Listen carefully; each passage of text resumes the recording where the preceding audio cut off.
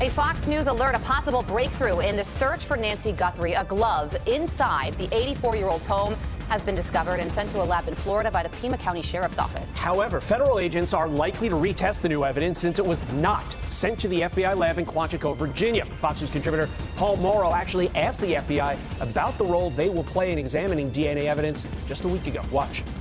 Will the Bureau be submitting the DNA for investigative genealogical investigation relative to maybe getting a relative, somebody if you want? I would say the DNA aspect of this case is being handled by the Pima County Sheriff's Department right now. However, should we get to that point, yes, that would be an option for the FBI to assist. You are watching Fox and Friends First here on a Friday morning. I'm Todd Pyro. And I'm Carly Shimkus. The FBI has also released its first description of the suspect. They are looking for a male that is approximately 5'9" to 5'10" with an average build, who was wearing a black 25-liter Ozark Trail Hiker Pack backpack. Let's bring in forensic expert Joseph Scott Morgan. And Joseph, let us start with the evidence and the examination of the evidence. What can the FBI lab in Quantico do that private lab in Florida can't when it comes to all of this evidence, specifically that glove? Yeah. Good morning, guys. Thanks for having me. Yeah, this glove is very significant in the sense that that glove is going to contain molecular evidence relative to a potential for a DNA profile that could be created. The resources that the FBI has compared to, say, for instance, a private laboratory is quite striking. And not only that, the FBI also has additional partners that they work with on a regular basis to build out one of these profiles. The question, guys, is this: how well has the glove been preserved? You know, as a forensics person, that's always my big question, because some of this evidence can be very, very fragile. And one of the big things I need you guys to keep your eye on here is that if these gloves contained any kind of DNA evidence from this individual, you heard this just a second ago, actually there can be a forensic genealogical profile built on this person that could literally go back to familial connections with somebody in this family that has put their DNA into one of these databases that they can track back to this individual specifically. This thing is huge. That certainly does sound like it really could be. And then the other thing that happened yesterday was that investigators released a description between 5'9" and 5'10", average build. We also have the backpack. It's something, yes. It's broad. How do investigators narrow down a suspect based on that description? Well, we know that the backpack is an Ozark backpack. And listen, you know, you can walk into, and I'll go ahead and say, Walmart's anywhere in the country, and they sell these. So that, again, part of the investigative funnel, you want to put data in and have it narrowed down as you work through the case. I'm very fascinated by this idea that they brought this chart out. I don't know if you guys saw that, that one of the agents or enforcement individuals had this in their arm. And this is a height chart. So what they were doing with the camera, I think, beneath the tent, they were trying to set up a template where they could get an idea from that perspective when he approached that Nest camera of height. Now, that's kind of a broad spectrum when you say, you know, when you're talking 4 to 5 inches.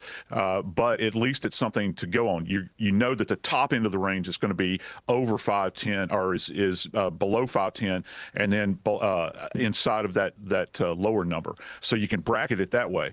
Look, it's not a lot, but at least it's something. And you compare that, and if you can take and test this DNA and really narrow it down with that, you might have a bingo here. Yeah, it's that same concept, like when you go into a bank and you see, yes, as you're leaving a bank at the door, there are all those numbers. Those numbers are heights, so that if you rob the bank and you're leaving, you can see how tall the bank robber is. I want to get your thoughts on the video, because I think the request for video coming from authorities now is absolutely fascinating. They're asking the public for help, and specifically, they're requesting a month of video. Not a week, not 2 weeks, but a month of video from neighbors and others within a 2-mile radius of East Skyline Drive and North Campbell Avenue. Authorities are seeking footage recorded between January 1st, 2026 and February 2nd of this year, and any video showing vehicles, traffic, pedestrians, or anything unusual that could be relevant to the case. And then dialing down on this, specifically, neighbors are being asked for videos between 9 p.m. and midnight on January 11th, a very specific date and a very specific time within that date, and also between 9:30 a.m.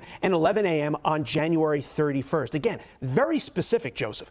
Does that lead you to believe that authorities think this house was cased?